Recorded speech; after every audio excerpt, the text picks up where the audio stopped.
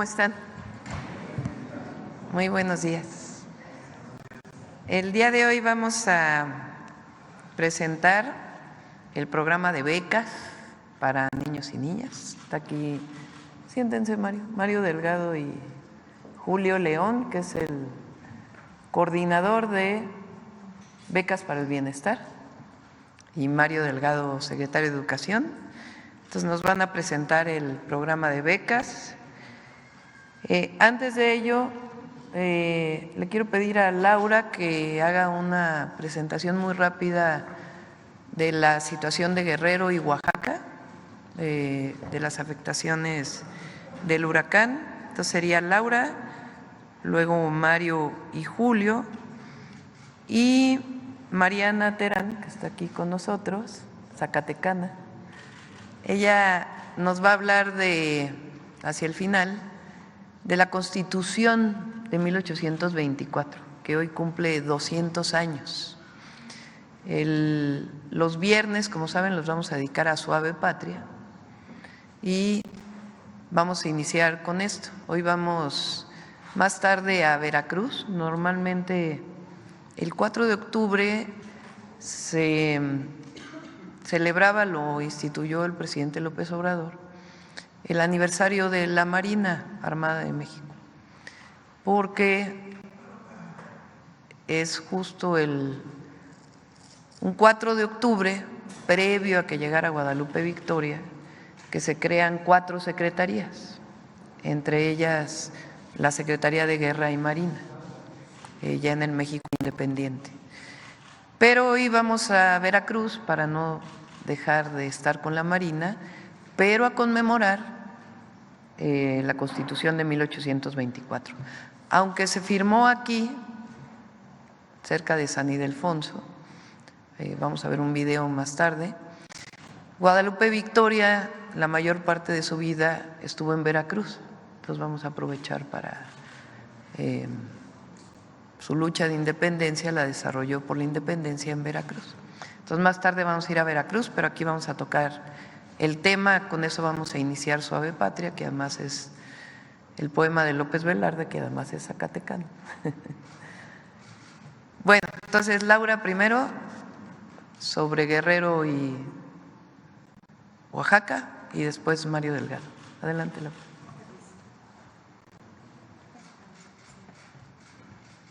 Muchas gracias, muy buen día para todos y para todas. Con su permiso, señora presidenta, informo sobre los efectos por el huracán John, principalmente en el estado de Guerrero, y como ya lo mencionó la presidenta, en el estado de Oaxaca, y también algunas afectaciones en infraestructura en Michoacán. Está la presentación, por favor, si son tan amables.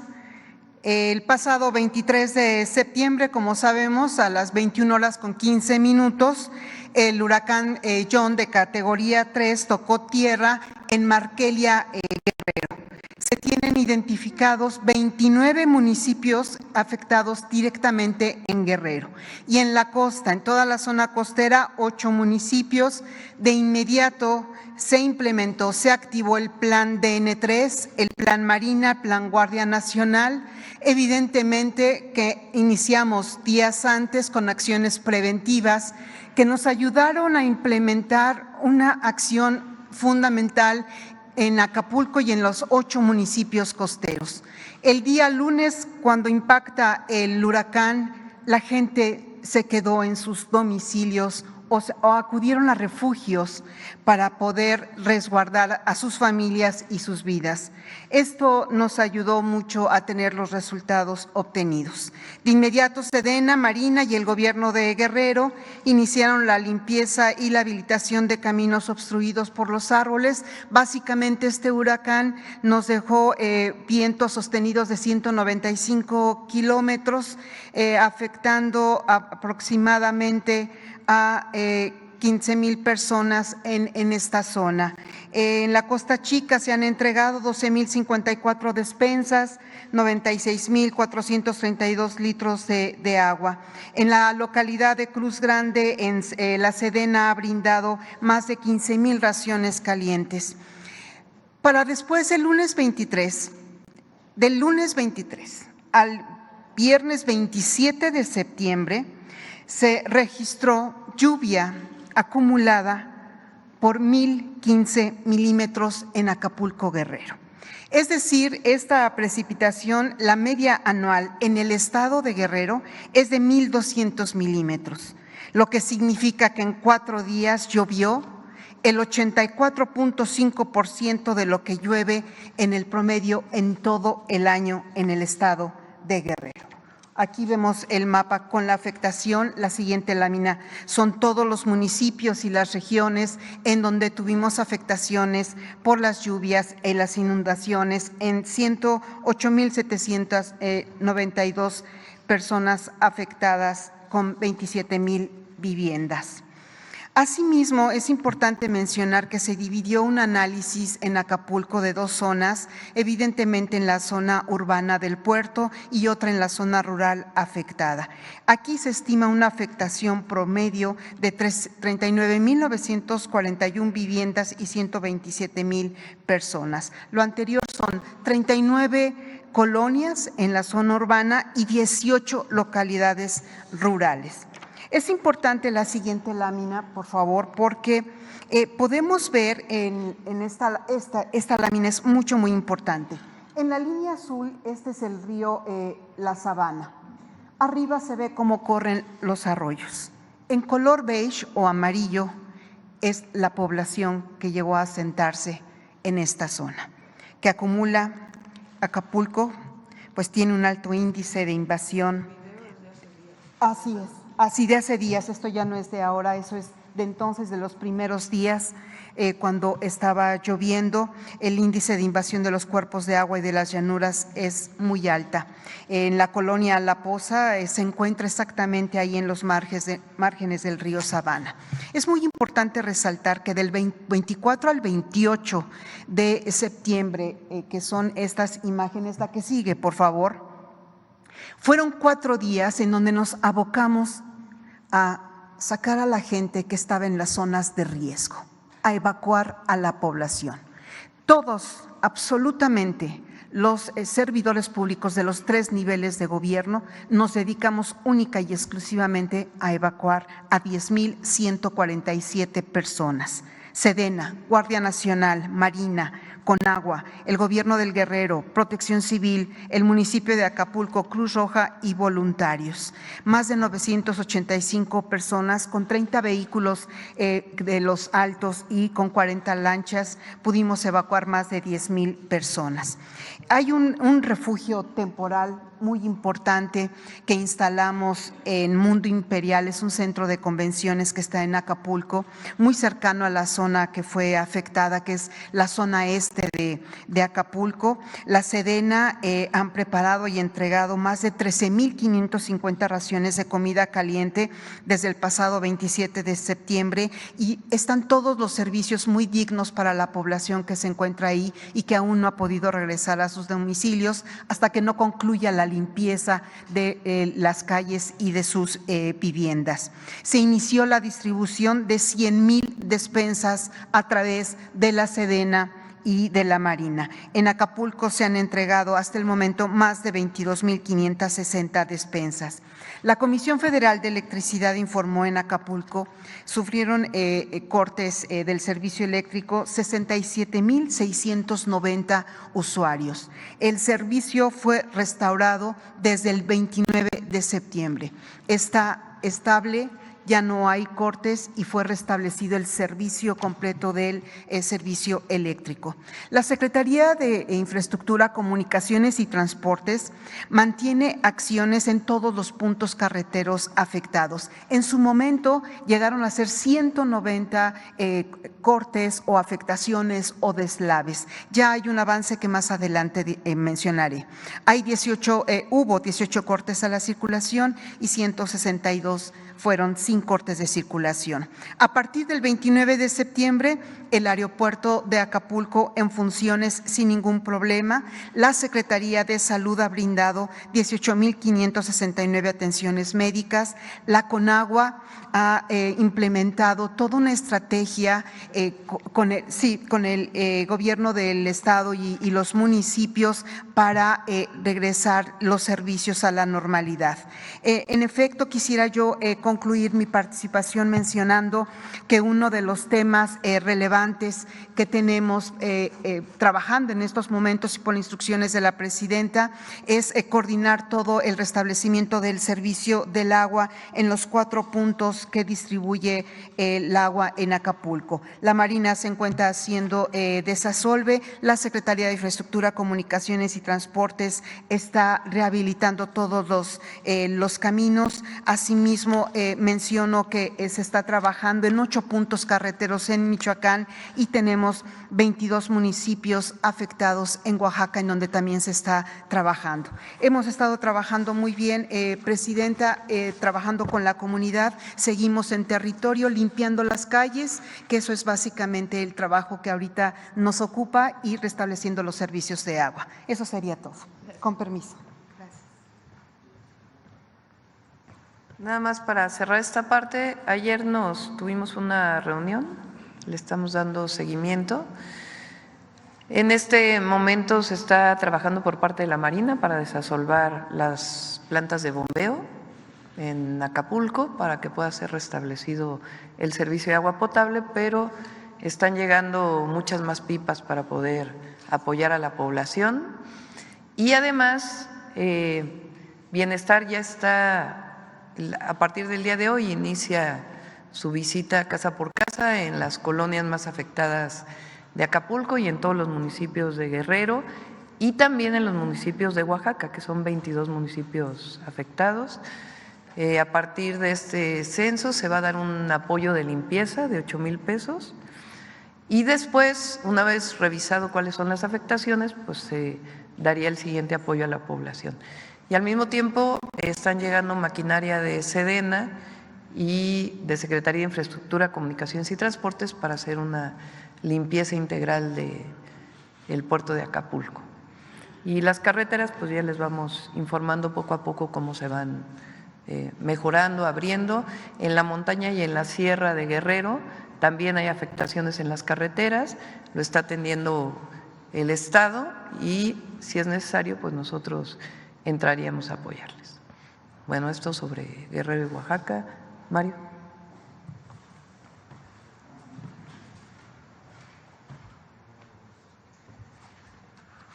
Muchas gracias, Presidenta.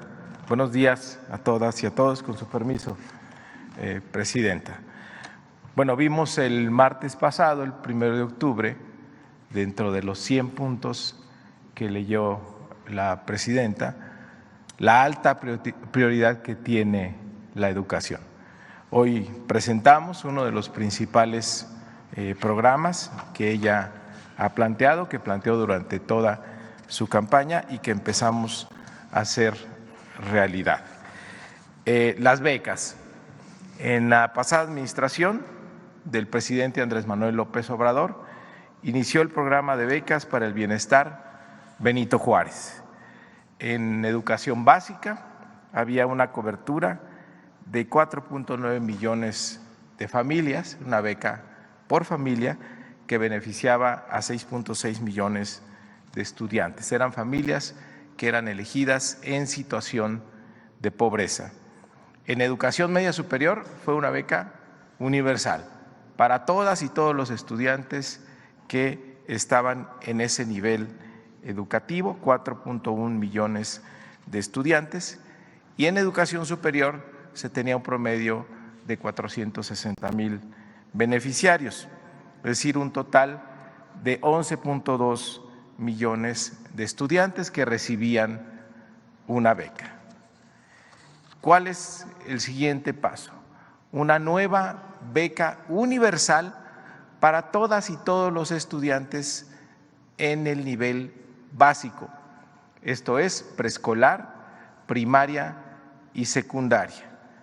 para todos tendrán una beca. Esto es un universo de 21.4 millones de estudiantes en educación básica que se va a ir logrando de manera paulatina en esta administración. ¿Con qué vamos a empezar? En el 2025 con estudiantes de secundaria, es decir, habrá 5.6 millones de estudiantes beneficiarios con una beca en el 2025. Es importante decir cómo funciona esta beca. En este año, la beca era de 1,840 pesos por familia, familias en situación de pobreza. En el 2025, la beca se va a actualizar, se va a aumentar por inflación, como fue uno de los compromisos de la presidenta Sheinbaum, por lo tanto llegará a 1,900 pesos. Pero además se va a dar 700 pesos más por cada niño que tenga estas familias. Es decir, si soy una familia que tiene un hijo en secundaria, recibo mi beca de 1,900 pesos. Pero si tengo 2 niños o 3 niños, por cada niño adicional es un gasto adicional que tienen las familias. Por eso se les dará 700 pesos más por cada niño integrante de la familia. Es cómo funcionará esta beca. Ahora, ¿dónde tener la beca? Bueno, vamos a iniciar a partir del 14 de octubre y hasta el 17 de enero. En todas las escuelas vamos a hacer asambleas informativas. Los servidores de la nación, junto con los servidores de la educación, van a visitar las 35,000 secundarias públicas que hay en nuestro país. Vamos a avisar una semana antes, ahí en la propia secundaria, en la página de internet, para que vayan los padres de familia, para que estén también los maestros, que estén los alumnos. No vamos a interrumpir clases, pero sí vamos a tener estas asambleas informativas para decirles cómo va a funcionar la beca. ¿Qué requisitos necesitamos? Lo vamos a poner en la página de internet, ahí lo encontrarán, la documentación, las fechas de cuándo vamos a ir a las secundarias y todo lo que necesitamos para obtener la beca y puedan a partir de enero recibir su tarjeta y ya empezar a recibir los apoyos. La educación es un derecho, no es una mercancía, es algo que nos ha dicho la presidenta durante todo este tiempo. Ahora, algo muy significativo, la beca lleva el nombre de una mujer. La beca se llama Rita Cetina por decisión de la presidenta Claudia Sheinbaum. ¿Quién fue Rita Cetina? Rita Cetina Gutiérrez fue una maestra, poeta y gestora literaria. Fue una mujer mexicana que sentó las bases para la emancipación femenina en el México del siglo XIX. Su labor se centró en la enseñanza a niñas y jóvenes de Yucatán, en la gestión, edición y redacción de proyectos literarios que impulsaron a más mujeres a ser parte del mundo letrado, al cual hasta entonces era dominio de puros hombres. Rita Cetina nació el 22 de mayo de 1846 en Mérida, Yucatán, dentro de una familia de élite yucateca ligada a la política y a la milicia. El 4 de junio de 1870, Rita fundó con otras mujeres meridenses la sociedad literaria y de beneficencia llamada La Siempre Viva, que tenían una revista, una publicación y también un círculo científico. A través de este proyecto hizo posible la creación de una escuela primaria para niñas de escasos recursos, muchas de ellas eran huérfanas, en el cual Rita inició su labor magisterial. También fue directora de esta escuela.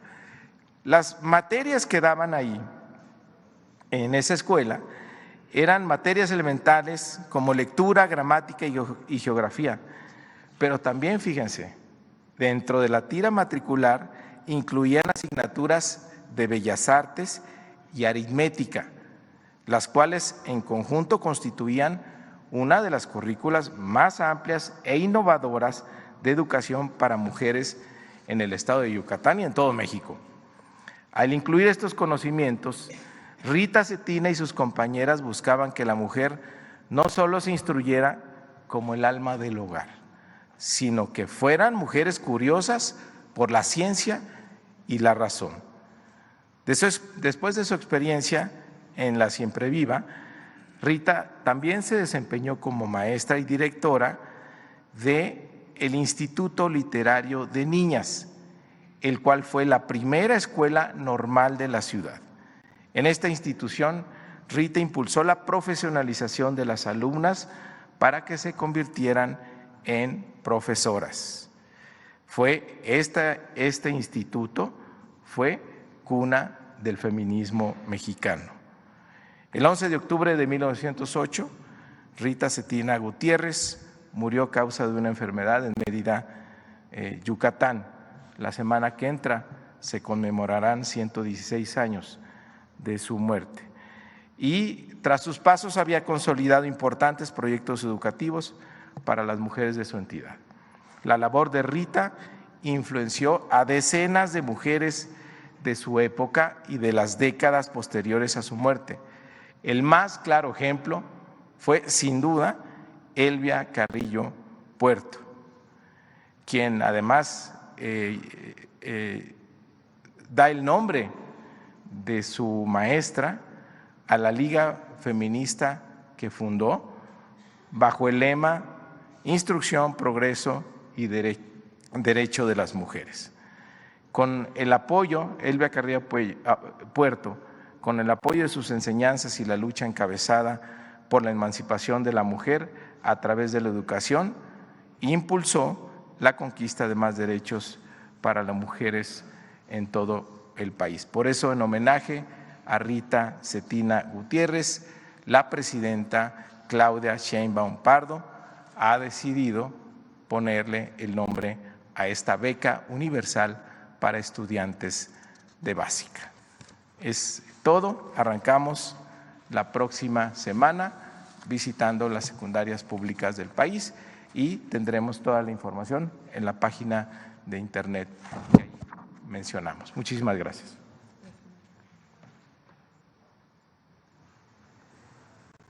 Herban, ponme el número de beneficiarios.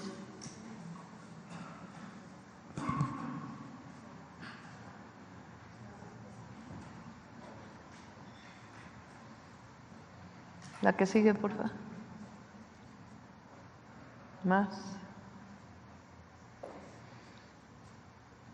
¿En este momento cuántos son en secundaria? Sí, 5.6. No, pero la beca que atiende hoy, ¿en este momento cuántos estudiantes? No. ¿Cuántos estudiantes de secundaria tienen beca? ¿Cuántas familias de estudiantes de secundaria tienen beca hoy? 1.100.000. Ah, ok. Pasamos de 1.100.000 a 5 millones, 5.6 millones de beneficiarios en el 2025. La beca que daba o que se da hasta ahora, la Benito Juárez, solamente en preparatoria es por estudiante. En el caso de las Benito Juárez, para educación básica, preescolar, primaria y secundaria, es por familia. Entonces se dan 1,840 pesos a la familia, independientemente de si tienen un hijo, 2 hijos, 3 hijos, 4 hijos.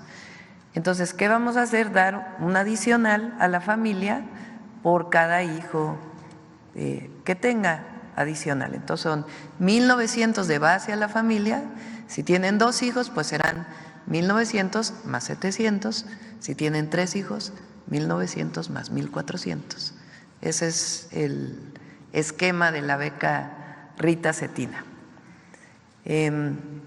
Vamos a pasar de una vez el video de la Constitución, para después, al final, hacemos las preguntas.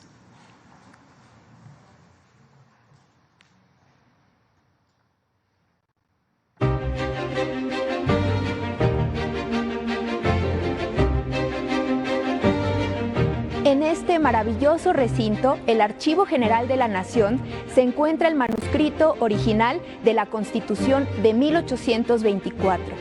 Esta Constitución representa el ideal insurgente para constituir una república. Fue la derrota de los monarquistas, defensores de privilegios para unos cuantos. Tras 11 años de batallas, en septiembre de 1821 se consumó la independencia a través de una alianza entre realistas e insurgentes. Cuando se consuma la independencia, se implantó una monarquía bajo el imperio de Agustín de Iturbide. Y esto representaba lo contrario a los principios de quienes iniciaron la gesta independentista como Hidalgo, Morelos y Guerrero. En algunos documentos como los Sentimientos de la Nación o la Constitución de Apatzingán se había propuesto un gobierno republicano.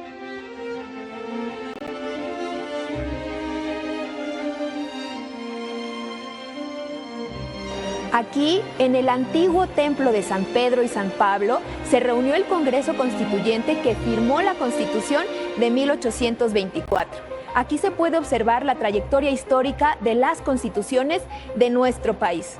Durante el imperio de Agustín de Iturbide, ya en 1822, se formó un Congreso Constituyente que tenía el objetivo de formular una constitución. Como esto iba en contra de los intereses imperiales de Iturbide, decidió disolver el Congreso. Y entonces el descontento pues no se hizo esperar. Varias provincias quisieron separarse de la nación y volverse independientes. Y ante esta crisis, Agustín de Iturbide tuvo que abdicar. En noviembre de ese año se integró un nuevo congreso en donde participaron personajes que estaban en favor de instituir una república federal. Los intereses conservadores y monarquistas ya estaban francamente debilitados. Nos encontramos ante un documento encuadernado, forma de libro, con forros de piel, remates dorados. Para cuidar un documento tan importante como estos, el Archivo General de la Nación tiene un espacio que se denomina bóveda de seguridad. En su título primero, este libro establece los principios fundantes de la nación mexicana. Dice que la nación mexicana es para siempre libre e independiente del gobierno español y de cualquier otra potencia. En su título segundo, establece la forma de gobierno de la nación, así como sus partes integrantes, y establece este principio fundacional que tenemos hasta el día de hoy, la división de poderes, es decir, el legislativo, el ejecutivo y el judicial.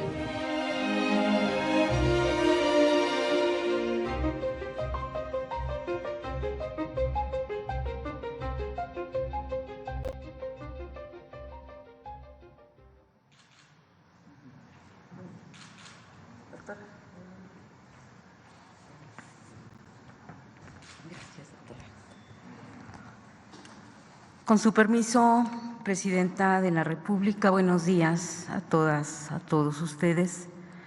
¿Por qué es importante que el pueblo de México recuerde la Constitución promulgada el 4 de octubre de 1824, exactamente hace 200 años? Porque tenemos un pasado común que nos ha hecho nación, porque esa Constitución logró armar una república que fue capaz de integrar los suelos tostados de Veracruz con el esplendoroso desierto de Sonora, porque esa Constitución unió lo que estaba a un paso de separarse y logró sobreponerse a contrastantes geografías, sociedades y culturas. Veníamos de un pasado virreinal donde la Nueva España era parte integrante de la monarquía española. Con la consumación de la independencia, el imperio no logró formar constitución. La monarquía mexicana no sobrevivió. Sin embargo, el poder no conoce vacíos. El poder fue asumido por las provincias que se movilizaron. Las 4 provincias más radicales, entre las que se cuentan Oaxaca, Yucatán, Jalisco y Zacatecas, decidieron que la forma de gobierno debía ser la República Federal para asegurar su autonomía. En 1823 quedó dibujado el federalismo. Con el Acta Constitutiva del 31 de enero de 1824, la Carta Fundamental de octubre de aquel año y las 19 constituciones estatales, se dio vida a la República Mexicana. Con la República Federal, los diputados constituyentes encontraron una fórmula novedosa, audaz, arriesgada, en la que las distintas entidades podrían encontrar su lugar. El nopal representa las partes que se decidieron por el Pacto Federal. Ningún pueblo es superior a otro. Hemos recordado la guerra de insurgencia, las leyes de reforma y la revolución de 1910, pero también es fundamental recordar los momentos en que nos hemos constituido y las gestas de esta transformación.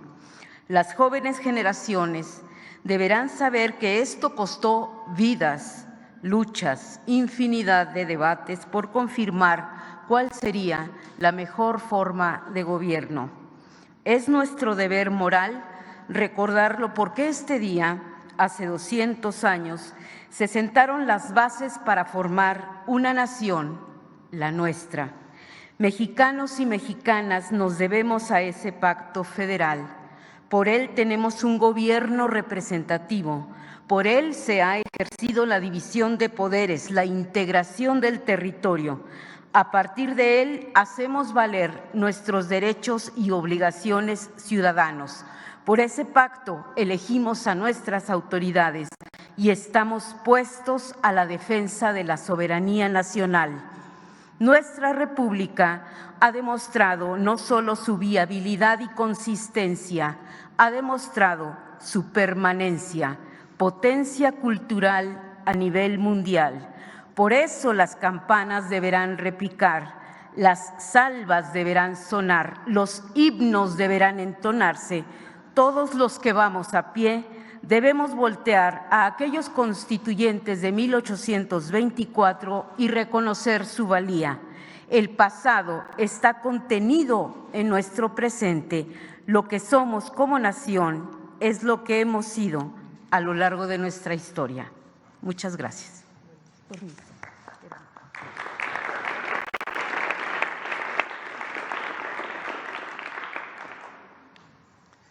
Bueno, pues este es el… Ya me dijeron que hay una tómbola, ¿no?, en la mañana. Yo no sabía. A ver, vamos primero, hay tiempo, vamos a ver si alcanzamos a varios. ¿Sobre el tema de las becas? Ah, sí, pues es la misma pregunta que traen todos, ¿no? A ver, vamos por acá. Sonora, a ver. Y luego tú. Y hola, luego ¿qué tal? los de acá. Buenos días, señora presidenta, un gusto. Bueno, quiero antes que nada pues felicitarle. Yo soy Demián Duarte de Sonora Power. Felicitarle por su llegada el pasado primero. Se inaugura una nueva era en este país y creo que es importante esta visión de que es tiempo de mujeres. Yo lo saludo con mucho gusto, con mucho honor y con mucho privilegio de estar aquí con la oportunidad de dialogar con usted.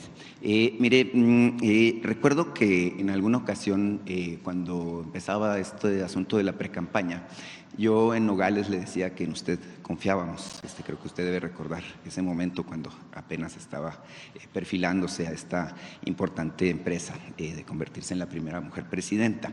Y mire, la felicitación yo se le extiendo al asunto de la congruencia con la que se ha comportado, válgame, pues en esta primera semana. El primer tema, la memoria histórica, muy importante, el asunto del 68, usted dice es hija del 68, nosotros también. Al final de cuentas, nuestros padres emprendieron luchas importantes en la izquierda de muchas maneras, y bueno, pues al final de cuentas nos dieron esta identidad que hoy tenemos como país. Y bueno, el asunto también del género es muy importante. Su gobierno es el primer gobierno que habla justamente de esta necesidad de que haya igualdad, pero igualdad sustantiva, además, que es un concepto muy importante. En este concepto, Presidenta, yo le quiero plantear el asunto que a mí me ha generado molestia, seguramente a muchos también, de la misoginia que prevalece. Mire, en los últimos días ha circulado un video de un actor, Rafael Inclán, que bueno, se refirió después de su triunfo, porque esto fue en junio, a que tendríamos un ama de casa por 6 años. Y ha habido otro término que no lo voy a repetir porque es muy peyorativo, al que algunos opinólogos, representantes de la oposición, yo le digo la oposición mediática, se refieren a usted de manera que me parece muy negativa. Yo le quiero pedir su opinión sobre este contexto justamente de la misoginia y el ánimo de descalificar a la primera mujer que es la presidenta de todos los mexicanos. Primero hay esta idea de hace tiempo, desde la campaña, que Andrés Manuel López Obrador iba a estar gobernando durante estos 6 años, del 24 al 2030. Pues él se fue a Palenque y ahí está desempeñando su nuevo periodo de reflexión y escritura. Y la presidenta de México se llama Claudia Sheinbaum Pardo. Y ayer, pues, en la salutación que se hace cuando llega un presidente, o presidenta en este caso, comandanta suprema de las Fuerzas Armadas. Esta idea de que las mujeres no tenemos capacidad y que siempre tiene que haber un hombre atrás diciéndonos qué es lo que tenemos que hacer, pues es parte de una cultura machista. Y es algo que, así como vamos a seguir hablando de la discriminación por situación social, por color de la piel, también vamos a seguir hablando del machismo, porque eso se tiene que desterrar en nuestro país. Todos somos iguales ante la ley y además ahora queremos que se reconozca la igualdad sustantiva en la Constitución. Pero lo que a mí me parece más lamentable es que se utilice la palabra ama de casa como algo peyorativo. No. Yo soy presidenta, abuela, mamá y ama de casa, y con orgullo. Todas las amas de casa, es decir, las mujeres, esposas que se dedican al hogar, merecen absolutamente todo nuestro reconocimiento. Realizan un trabajo que nadie reconoce.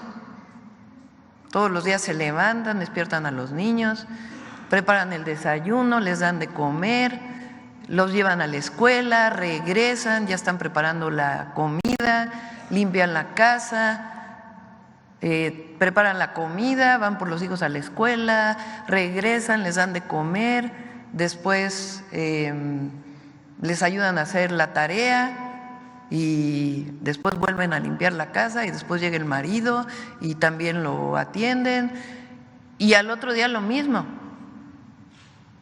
Parece como un trabajo menor. A ver, a todos los que no hacen ese trabajo los conmino a que realicen el trabajo de la tarea del hogar. Tiene su complejidad, ¿eh? O la otra, las mujeres que son amas de casa y además dejan a los hijos en la escuela, se van a trabajar, regresan a recoger a los hijos a la escuela, a veces comparten esta tarea con la pareja, que así debería ser, a veces no. Y entonces ahí está lo que se llama la doble jornada, porque salen a trabajar y aparte la jornada del hogar. O en otro caso, las mujeres que salen a trabajar y que contratan a una mujer, una trabajadora del hogar, para que realice esas tareas, que como decía ayer, despectivamente y de una manera lamentable, hay muchos que se sienten que se quedaron en la colonia y les llaman sirvientas. No, Eso se acabó, el esclavismo no existe en nuestro país. Se llaman trabajadoras del hogar, salen de sus pueblos, muchas veces con muchas penurias, tienen a sus hijos, muchas de ellas madres solteras, y realizan un trabajo digno, que además, por ley, tienen que tener seguridad social. Entonces, a todos aquellos que crean que por decir ama de casa es despectivo, no. Nosotros nos vamos a encargar también como mujeres de reconocer el trabajo de todas las mujeres que realizan en el hogar. Esa es una de las razones por las cuales estamos apoyando a las mujeres de 60 a 64 años, que cuando ya crecieron los hijos, ahora cuidan a los nietos o a las nietas, pues que tengan, muchas de ellas no tienen ni siquiera un ingreso propio, no tienen autonomía económica, y ahora pues van a recibir un apoyo del gobierno para que puedan tener al menos un poco de recursos para ellas. ¿Por qué? Porque se lo merecen. Claro que sí. Además de ser tiempo de mujeres, creo que debe ser tiempo de hombres solidarios, ¿verdad? Que es un asunto también importante en la formación que tenemos que tener. Presidenta, mire, el arranque de su administración también ha dado una nota que es muy interesante. El peso, el superpeso se sigue fortaleciendo. Hoy amanece en niveles de 19 pesos con 20 centavos por dólar. Es un asunto que es relevante. Se escribió una página importante en nuestra historia financiera al cierre de la administración del presidente López Obrador. Es el primer presidente desde Manuel Ávila Camacho que logra un resultado positivo en la cotización del tipo de cambio, con esta ganancia que cerró con un 4% de ganancia frente al dólar respecto al nivel en el que asumió la administración. Usted en los primeros 2 días pues ya logró una revaloración de aproximadamente el 2% de nuestra moneda. Esto me da pie a preguntarle, mire, usted es científica, sabe que lo que no se puede medir pues no existe, ¿verdad? Porque no se puede corregir. El asunto es que yo le quisiera preguntar qué tipo de expectativas económicas hay de su administración. Usted en los 100 compromisos y también en el mensaje que ofreció en la Cámara de Diputados hablaba, bueno, de este empeño por hacer de México un país muy atractivo para la inversión, la construcción de infraestructura. Ayer habló de la necesidad de que los salarios mínimos sigan incrementándose en niveles anuales del 12%. Todo esto prefigura un buen ambiente, evidentemente, para la economía. Yo preguntarle si ya tiene usted visualizado cuáles son los objetivos en materia económica, qué tipo de crecimiento, cómo cree que va a comportarse el tipo de cambio. Hay factores importantes, por ejemplo, las reservas del Banco de México pues están en niveles récord actualmente, 226 mil millones de dólares, si mal no recuerdo, es el dato. Entonces, la economía, como usted sabe, es muy importante, es un tema muy relevante para todos nosotros, porque al final de cuentas, a cómo le va a la economía del país es a cómo nos va a todos los mexicanos. Entonces, preguntarle las perspectivas que usted encuentra en este asunto. Sí. Estamos preparando el paquete, lo que se llama el paquete económico, para presentarlo en noviembre al Congreso. Entonces ya invitaría yo al secretario de Hacienda para que hacia unas 2 semanas más o menos, para que se pueda presentar qué es lo que estamos visualizando. Vamos a cerrar bien, hay recursos, el presidente López Obrador se aseguró de que hubiera recursos suficientes para un buen cierre de año, y el próximo año, como lo dijimos, estamos planteando una disminución del déficit y esquemas también de mejora de la recaudación que no tienen que ver con reforma fiscal, sino mejora en aduanas, en el propio SAT y algunas acciones importantes que vamos a desarrollar para poder incrementar aún más los ingresos, además de pues seguir con que no haya condonación de impuestos y que no haya evasión fiscal. La economía de México está fuerte. Muchas veces se decía que el cambio de la paridad peso-dólar tenía que ver con la reforma al Poder Judicial. No es cierto que el día que se aprueba la reforma al Poder Judicial, el peso retoma, se aprecia ese mismo día y al siguiente día también. Entonces, no, en realidad no tenía nada que ver. Son asuntos internacionales porque somos una economía que está vinculada con la economía del mundo, y lo que ocurre en Estados Unidos particularmente pues tiene implicaciones, y también lo que ocurre en otras partes del mundo. Particularmente ocurrió hace unos meses un aumento de tasa en Japón, y eso hizo que pues se movieran los capitales internacionales. Pero la economía de México está bien, está fuerte. Eso se logró con el humanismo mexicano, y por eso vamos a continuar con la política de fortalecimiento del mercado interno, y ya presentaremos el paquete económico pronto. A ver acá, ¿qué había dicho? ¿Qué tal, doctora? Buenos días. Carlos Calzada, de Radio Educación. La primera pregunta sería esta decisión que tomó la Suprema Corte de Justicia ayer de dar entrada para saber si puede realizar esta controversia en contra de la reforma judicial. Me gustaría conocer su opinión, sobre todo porque dos de las ministras consideraron que esto era un golpe de Estado técnico. Me gustaría saber cuál es su posición al respecto a estas acciones de la Suprema Corte. Sí. Le pedí a Paulina que hiciéramos una presentación para que recordemos cómo es que nuestra coalición tiene mayoría calificada en la Cámara de Diputados y en la Cámara de Senadores. ¿Cuál fue el resultado de la elección? ¿Qué dice la Constitución para cambiar la Constitución? ¿Cuál es la votación que se obtuvo y por qué que no ha tomado una decisión? Acepta lo que le plantea la Corte, algunos ministros de la Corte, para analizar la constitucionalidad de la Constitución, que está totalmente fuera de norma.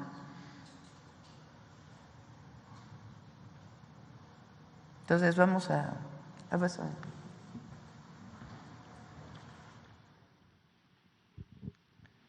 A ver, primero para todos los adversarios, los que no están de acuerdo con lo que se está aprobando, es una decisión del pueblo de México.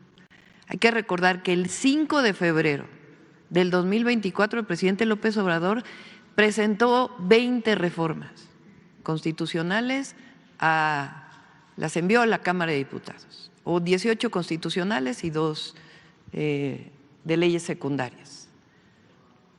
A partir de esa fecha, previo a la jornada electoral, a la campaña, empieza a analizar la Cámara de Diputados, que es la Cámara de origen, estas reformas. Entre ellas, la reforma al Poder Judicial. Lo que se planteaba en la reforma al Poder Judicial, esencialmente, que jueces, ministros, jueces, magistrados, magistradas, ministros y ministras sean electas por voto popular. Durante toda la campaña, quienes me acompañaron, que algunos están aquí, saben que yo en plaza pública explicaba siempre lo que llamábamos el Plan C, y ahí explicaba lo que significaba particularmente la reforma al Poder Judicial. Y explicaba que para poder transformar al Poder Judicial, que por qué se requiere transformar, pues también aquí el presidente López Obrador dio varias veces decisiones del Poder Judicial que tenían que ver incluso con liberaciones de delincuentes de la delincuencia organizada. No solamente asuntos mercantiles, sino también liberación de delincuentes, sabadazos, etcétera, etcétera, etcétera. Entonces, en campaña ponía yo a votación en la plaza pública: ¿quién cree que deba seguirse eligiendo a ministros de la Suprema Corte por los senadores, o quién cree que debe elegirse por el pueblo de México? Es decir, hicimos campaña planteando la reforma al Poder Judicial y las otras reformas. El 2 de junio ganamos con esta diferencia de votación. En el caso de la presidencia, obtuve 35.924.519. ¿Cuánto obtuvo la candidata del PRIAN? 16.502.697 y Movimiento Ciudadano 6.2 millones. La votación más alta que se haya tenido en la historia. Ahora, diputados y diputadas. Fíjense nada más, son 300 distritos electorales en el país. La coalición ganó 256 diputados y diputadas, y en votación directa ganaron solo 42 distritos, el PRIAN, solo 42 distritos. Esta es la votación directa de mayoría. Y Movimiento Ciudadano solo ganó un distrito. Adelante. Primero, si me ponen la redacción de la ley electoral. La redacción.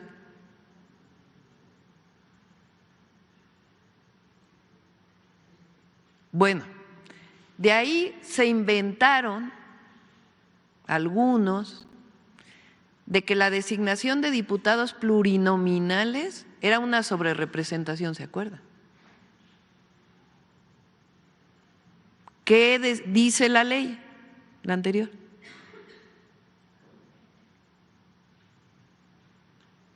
Entonces, la Ley General de Instituciones y Procedimientos Electorales, en el artículo 16, numeral 1, dice: la votación nacional emitida para diputados plurinominales se divide entre el total de diputaciones plurinominales, o sea, 200, para obtener el cociente natural. Así lo dice tal cual. O sea, la ley dice la fórmula para obtener el número de diputados y diputadas plurinominales. ¿Cómo se hizo? ¿Cómo lo hizo el INE y después lo ratificó el tribunal? Pues el cociente natural eran los votos por diputados y diputadas entre las 200 diputaciones, y eso es el cociente natural. Adelante. Después el artículo 15, numeral 2 dice: para obtener la votación nacional emitida se debe restar a la votación total los votos nulos de las candidaturas sin registro, las candidaturas independientes, y restarlo de los partidos que no hayan obtenido su registro. Así lo dice la ley, tal cual. Se hace la fórmula. Adelante.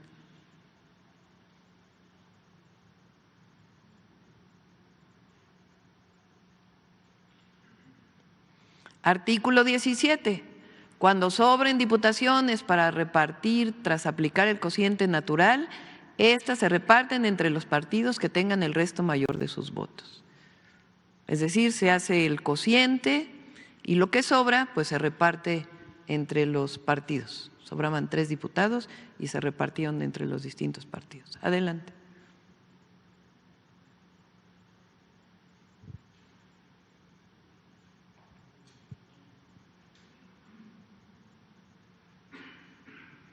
Bueno, así tal cual se hicieron las ecuaciones, las fórmulas matemáticas que dice tal cual la ley. El resultado final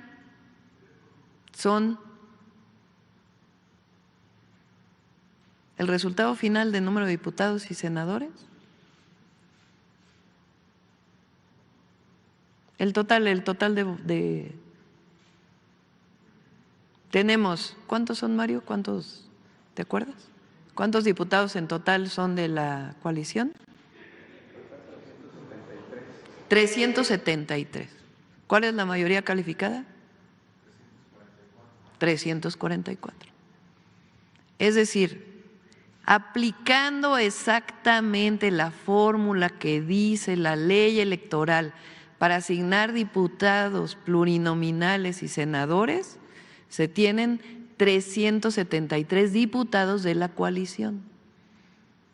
Se tenían 85 senadores y después un senador de el PRIAN se decide votar con la coalición. 86 senadores. ¿Qué dice la Constitución para cambiar la Constitución?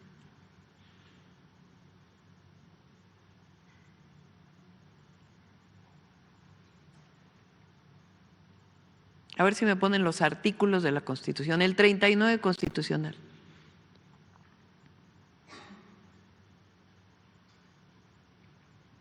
El 39 así, tal cual lo lees. Ahí está. Artículo 39 de la Constitución Política de los Estados Unidos Mexicanos. Hay países que para cambiar la Constitución tienen que nombrar un nuevo constituyente. En el caso de México, el constituyente está establecido por la propia Constitución, en 2 artículos particularmente, el 39 y el 135. El 39 viene desde los sentimientos de la nación de Morelos y dice: la soberanía nacional reside esencial y originariamente en el pueblo. Todo poder público dimana del pueblo y se instituye para beneficio de éste. El pueblo tiene en todo tiempo el inalienable derecho de alterar o modificar la forma de su gobierno. ¿Qué dice el 135?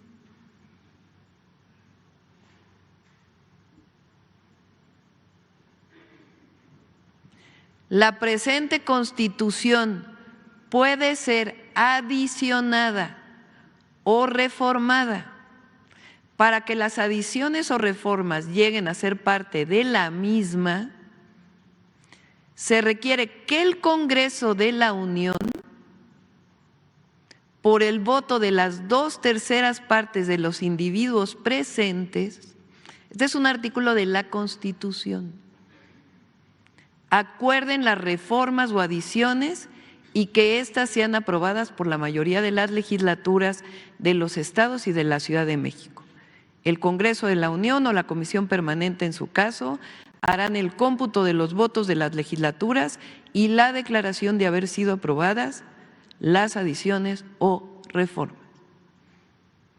En ningún lugar de la Constitución Política de los Estados Unidos Mexicanos dice que la Corte puede cambiar la Constitución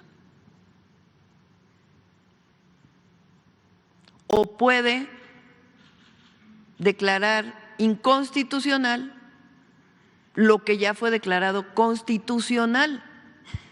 ¿Cómo es declarado constitucional?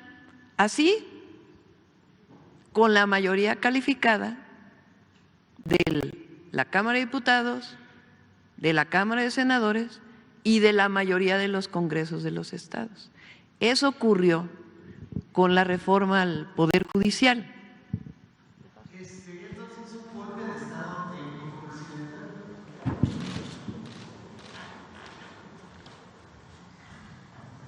¿Qué pienso yo que pretenden con esto?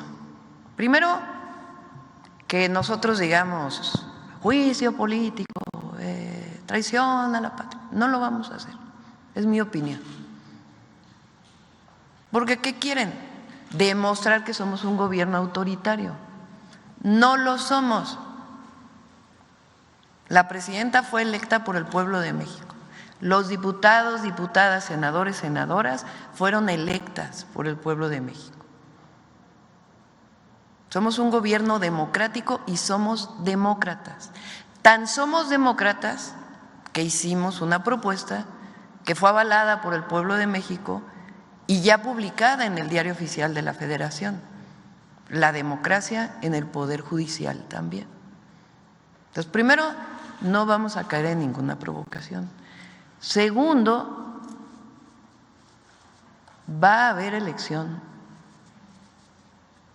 de jueces, de magistrados, magistradas, ministros y ministras de la Suprema Corte, porque eso es lo que dice el 39 constitucional, es la decisión del pueblo de México. Entonces, no tiene sustento lo que está haciendo la Corte, o ocho ministros de la Corte. Entonces, ellos saben, porque ellos son abogados, ellos han formalmente leído la Constitución y aplicado la Constitución, algunas veces no, ¿verdad? Porque defienden privilegios, para empezar los suyos, los de los 400,000 pesos al mes que ganan. Entonces, ellos saben que lo que están haciendo está mal. Ellos lo saben, ellas y ellos que votaron ayer saben que no tiene sustento.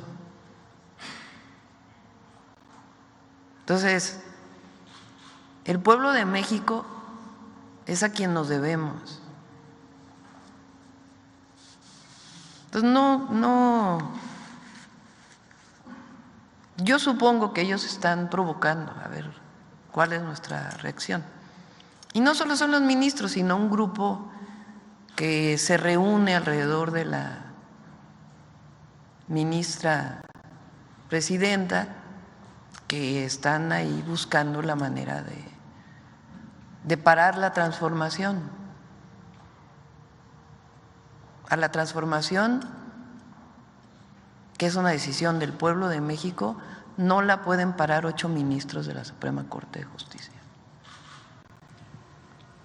Gracias, presidenta. Mi segunda pregunta sería, ¿se está escalando el conflicto en el Medio Oriente entre Líbano e Israel? Me gustaría saber si el gobierno mexicano tomará algunas acciones para repatriar a los conciudadanos que se encuentran en la zona de conflicto, como ya ha ocurrido, por ejemplo, en el conflicto con Ucrania y Rusia, si se tomarán algunas acciones para tomar estas medidas.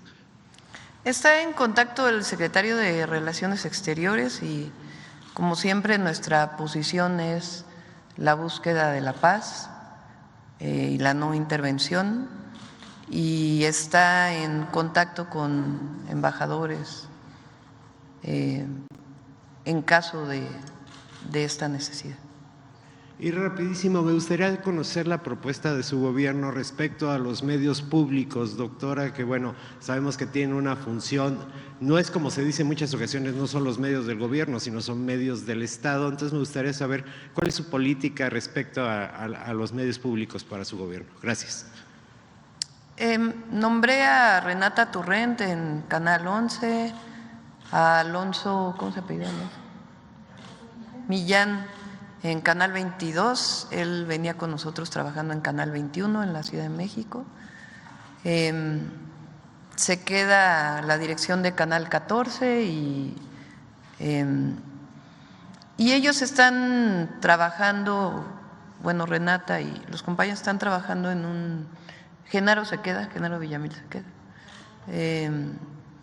Y ellos están trabajando en un nuevo esquema para los medios públicos, que en efecto son públicos, no son medios del gobierno, no son medios de difusión del gobierno. Entonces, ellos están trabajando en un esquema para la información, para los noticieros, para las barras de opinión, que entiendo que se cerraron contratos, eran hasta el 30 de septiembre algunos contratos, y se está planeando un nuevo esquema para las barras de opinión, para los contenidos. Y también nuestra idea es poder dar un poco más de recursos en la medida de lo posible para que pueda haber más producción en los medios públicos, tanto de difusión, de educación e incluso de entretenimiento. A ver, ahora de este lado, acá.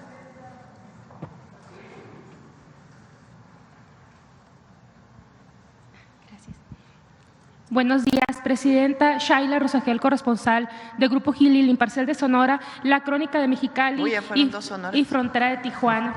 Presidenta, mi primera pregunta es saber si en la reunión de seguridad de hoy le dieron algún avance de las investigaciones sobre lo sucedido con los migrantes en Chiapas, si le comentaron algo, si ya se sabe la identidad de estos migrantes. Ayer comentaban nada más las nacionalidades, si ya se sabe si hay mujeres, niños entre los fallecidos. Sí, sí están identificados, la mayoría están en contacto el secretario de Relaciones Exteriores con las embajadas. La propia Secretaría de la Defensa Nacional presentó denuncia contra los elementos que dispararon y se están haciendo las investigaciones. Los nombres y edades les pedimos para conocer si se pueden No tengo la certeza si se pueden dar a conocer, pero sino que la secretaria Rosa Isela nos ayude a darlos a conocer. ¿Hay algún avance sobre por qué se abrió fuego? Se están haciendo las investigaciones por parte de la Fiscalía General de la República. Muy bien, gracias, Presidenta. En una segunda pregunta, preguntarle sobre los proyectos que usted mencionó. Hay varios proyectos que mencionó en sus compromisos, que si tiene estimaciones de los montos para estas obras, por ejemplo, la carretera Guaymas-Chihuahua que mencionó, el puerto de Guaymas, el tren de la ruta a Nogales, si tienen también estimado de tiempo. Yo recuerdo que ya dieron a conocer cuando usted aún era presidenta electa, un plan de cómo se iban a ir haciendo estas rutas de trenes de pasajeros, pero no estaba en ese momento la que va hacia Nogales. Entonces, si ya tienen establecido tiempos, montos. Sí, justo ayer nos reunimos. ¿Qué se está haciendo ahora? Análisis de derecho de vía, estudios de demanda y la definición del proyecto, qué tipo de normatividad van a llevar las vías, en dónde son 2 vías, en dónde es una vía, de acuerdo a la demanda, cuándo se realiza el estudio de impacto ambiental, qué permisos se pueden otorgar para los estudios previo a la manifestación de impacto ambiental. Entonces estamos trabajando en ello y también lo que significa los costos. Ayer me reuní con las 3 principales empresas fabricantes de trenes, la empresa Alstom, CAF y Siemens, que es una empresa estadounidense. 2 de ellas tienen plantas en México, Siemens no tiene planta en México, pero me reuní para ver qué posibilidades tienen de poder fabricar en los 6 años que vamos a estar en el gobierno. Son alrededor de 80 trenes, porque los trenes se tardan como 2 años en comenzar a salir. Entonces, a la par de que estamos construyendo las vías, pues tiene que hacerse la licitación para los trenes. Entonces, estas que son las principales fabricantes de trenes, platicamos con ellos y les planteamos pues que va a haber una licitación y que pudiéramos saber, y nuestro interés pues además es de que la mayor parte de los trenes se armen en México para fortalecer la industria ferroviaria y al mismo tiempo los empleos, el máximo de empleos que se genere en nuestro país. Entonces, los costos y todo esto ya se los comentamos en cuanto tengamos el proyecto. Sí alcanza, porque ahí estuvieron diciendo que todo lo que planteé en el Zócalo no tiene sustento financiero. Sí lo tiene, lo trabajamos durante pues prácticamente 4 meses desde que ganamos la elección y previamente ya lo habíamos empezado a trabajar hasta la fecha. Hay grupos de trabajo que ahora pues arrancan todavía más.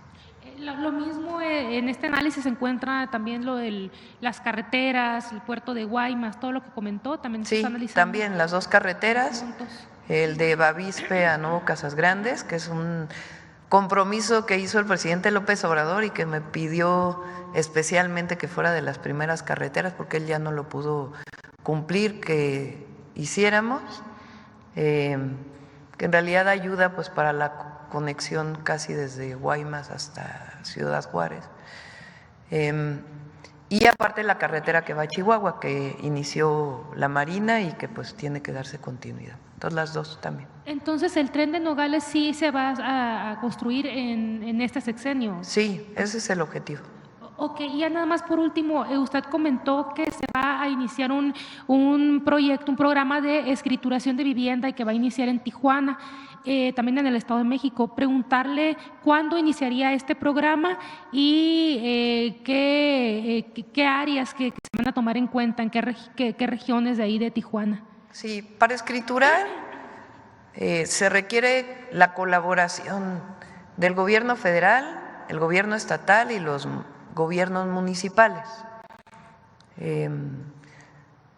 a veces se tiene que comprar la tierra en donde están establecidas las viviendas, si es que se establecieron en un esquema en donde no se compró la tierra. En otros casos tiene que regularizarse porque a lo mejor se vendió tierra ejidal o comunal incluso, sin que pasara por todo el procedimiento agrario, o en algunos otros casos es contratos privados, pero que nunca pasaron por el registro público de la propiedad. Para que se pueda tener una escritura, pues tiene que estar inscrito en el registro público de la propiedad, que es una atribución estatal. Entonces, este trabajo se hizo en algunos casos con el presidente López Obrador y nosotros le vamos a dar más fuerza. Entonces, se está haciendo ya un grupo de trabajo, particularmente con estos dos estados. En Tijuana, pues hay una historia muy importante de viviendas que tienen que regularizarse, Estado de México en el oriente también, muy importante, pero va a ser para toda la República. ¿Quién más por acá? A ver, otra mujer acá. Adelante primero y luego ya vamos, si nos da tiempo. Gracias. Mara Rivera, de Enfoque Noticias. Presidente, yo quisiera preguntarle, insistir un poco en lo del Poder Judicial. ¿Estaría usted o podría coincidir en la idea de que la Suprema Corte estaría buscando crear una crisis? Porque hay que señalar que después de esta revisión también a la reforma al Poder Judicial, se estaría viendo la situación de la autonomía de los órganos autónomos. También se revisaría después de esto la división de poderes. Entonces, ¿sería una crisis lo que buscaría el Poder Judicial, la Suprema Corte crear en este momento? Pues habría que preguntarle a la Suprema Corte, ¿no? ¿Por qué están, o a los ministros que… desde mi perspectiva es la defensa de los privilegios, que no quieren dejarlos. Sus privilegios y los privilegios de aquellos que ellos defienden.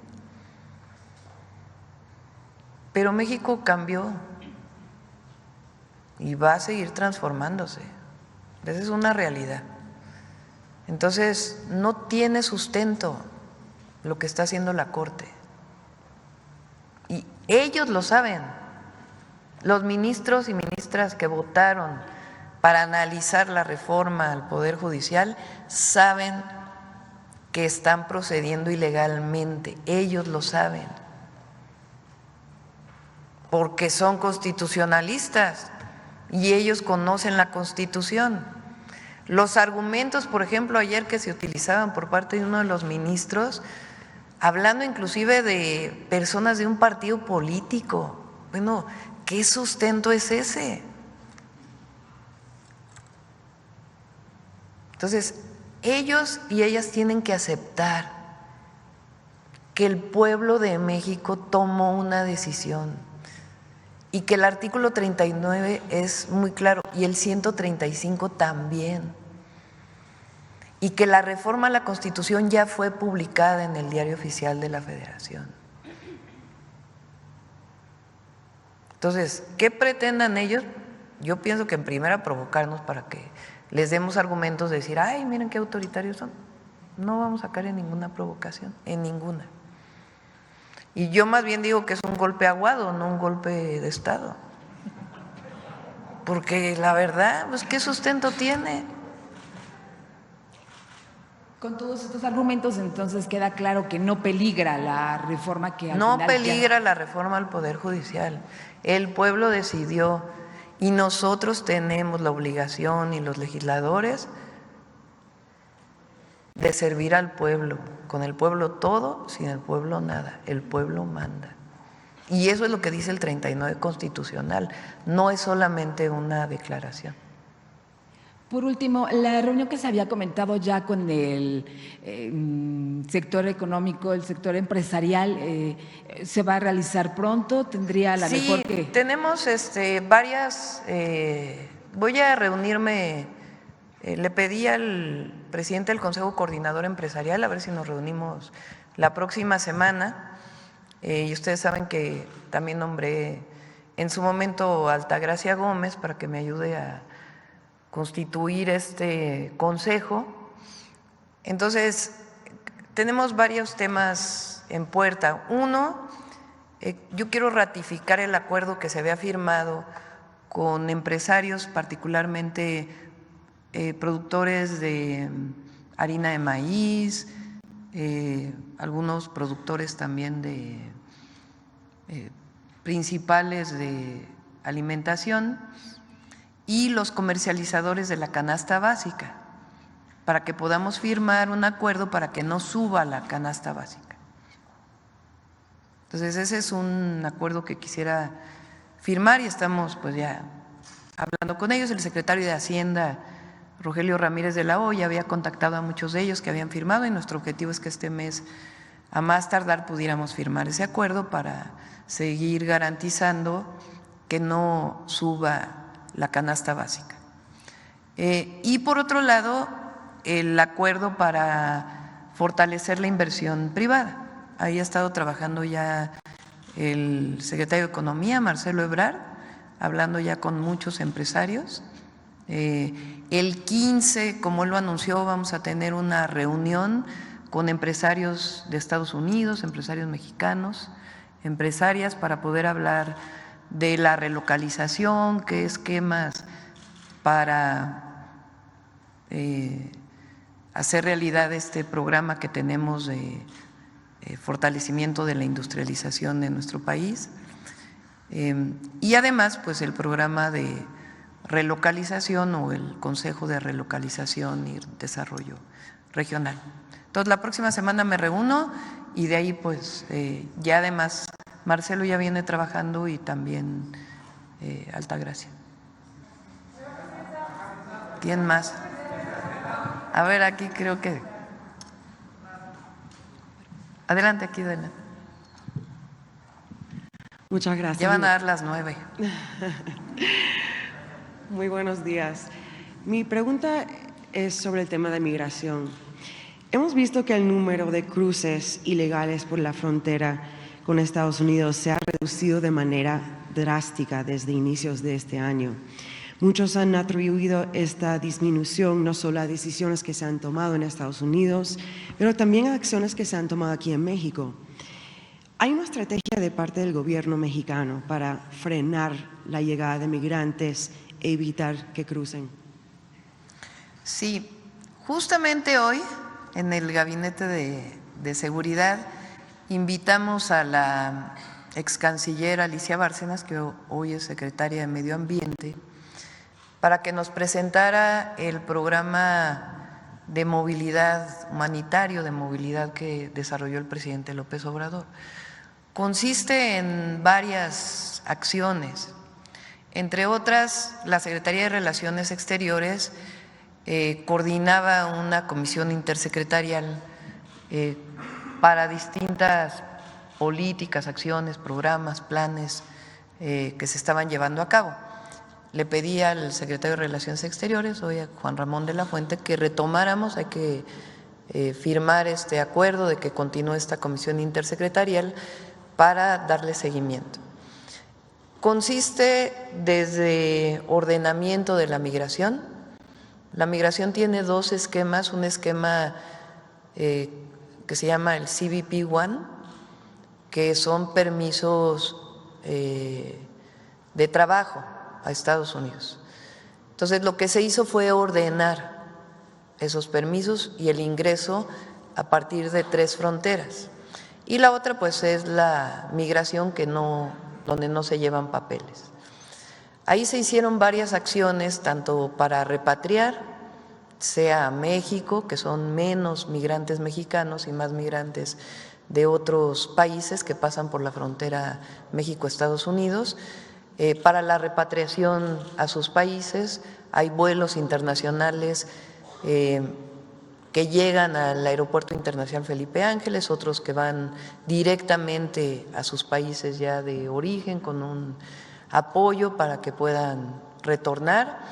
Y después también servicios consulares que había para estos permisos que se daban en la Ciudad de México, ahora se trasladaron la mayoría al sur de México, para que no tengan que ir los migrantes desde el sur, vienen incluso de Centroamérica, hasta la Ciudad de México. Entonces, ese esquema se pasó a Tabasco, a Chiapas, y eso ha dado muchos resultados.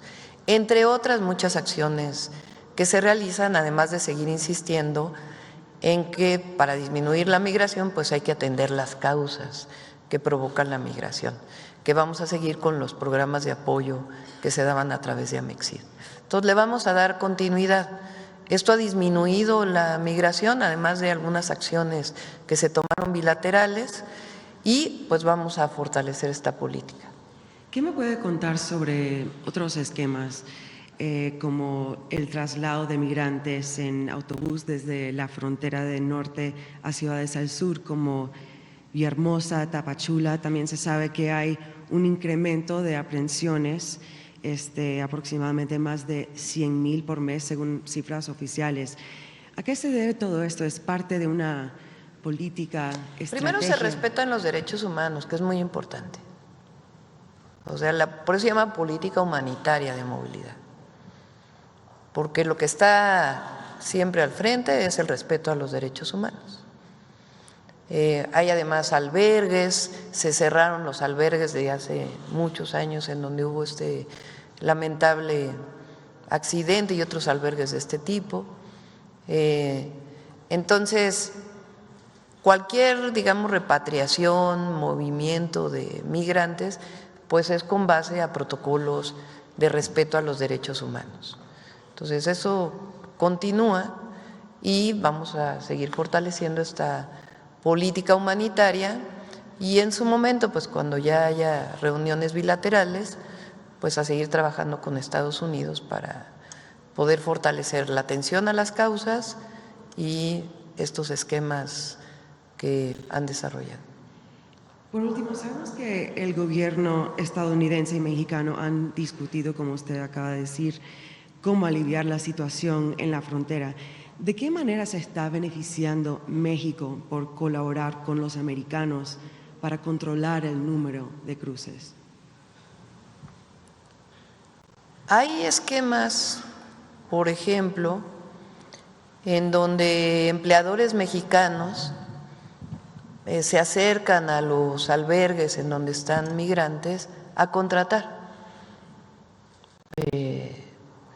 por si se quieren, si su decisión es quedarse en México. Entonces, es beneficioso para todas y para todos que haya una política humanitaria de atención a la movilidad humana. Entonces, nosotros vamos a seguir con esta política porque además ha dado resultados.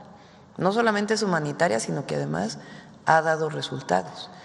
Y el secretario de Relaciones Exteriores, Juan Ramón de la Fuente, además tiene nuevos planteamientos que van a agregarse pues a esta política migratoria que es muy importante. Además, evidentemente, de todo el apoyo del Gobierno de México a nuestros hermanos y hermanas que viven en Estados Unidos. A ver, la última.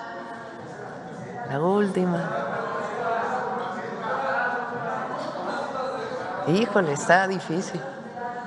A ver, una de este lado y una de este lado ya para terminar. A ver, hasta atrás, el compañero que está hasta atrás. No, aquí el compañero que trae chamarra café, ¿cómo te llamas? Buenos días, doctora. Carlos Domínguez, de Nación 14. Preguntarle sobre Tamaulipas. Hay asignaturas pendientes que dejó el presidente López Obrador. La que más nos importa a los que somos de Nuevo Laredo, por ejemplo, la Dirección General de Aduanas. Si hay fecha para la conclusión e inauguración de la misma, y qué otros proyectos le esperan. Este mismo año se termina y vamos a ir a la inauguración. Hay un programa que nos ha pedido mucho desde que entró. Lo hemos platicado cuando era jefa de gobierno con el gobernador Américo Villarreal, que es el tema del agua, particularmente para el norte de Tamaulipas, tanto para riego como para consumo humano, y estamos trabajando en diversas propuestas, además de pues algunos otros proyectos de infraestructura. Está 2 puertos en Tamaulipas que vamos a acompañar para su desarrollo. Entonces, agua, carreteras y puertos para apoyar a Tamaulipas. ¿Tiene con precisión o más aparte pues los cruces fronterizos? Hay varios proyectos en Tamaulipas muy creativos de inversionistas privados para consolidar la integración económica que hay entre Estados Unidos y México, y también estamos trabajando en ello. Sobre la Dirección General de Aduanas en Nuevo Laredo, ¿todavía no hay fecha precisa? Ya está a punto. Le pregunto ahora ayer lo vimos con la Sedena, pero no recuerdo en este momento la fecha, pero está ya muy pronto a inaugurarse. Cambiando de tema, doctora, una de las asignaturas pendientes, digamos, que tiene el Estado mexicano con la libertad de expresión y el gremio periodístico son los asesinatos impunes de periodistas, que me atrevo a decirlo son más del 90% de estos mismos, según datos de la propia Fiscalía General de la República y de las fiscalías locales.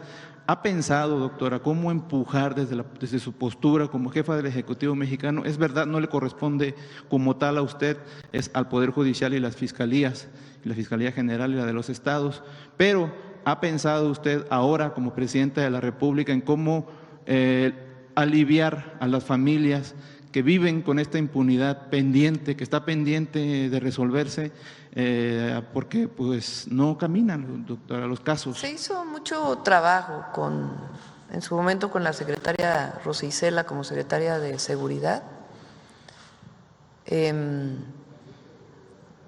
Y bueno, vamos a revisar los que aún están pendientes, que por cierto, aprovechando, el paro del Poder Judicial de la Federación afecta a la seguridad.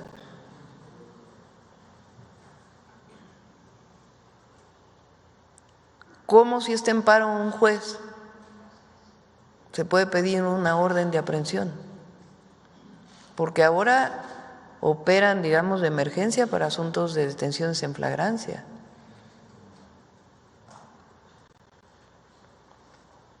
Pero, o sea, aparte de que están en paro, de que cobran,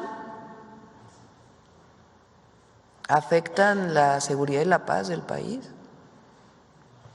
Porque para detener un delincuente, pues evidentemente la Fiscalía tiene que hacer su trabajo, la seguridad, las áreas de seguridad su trabajo,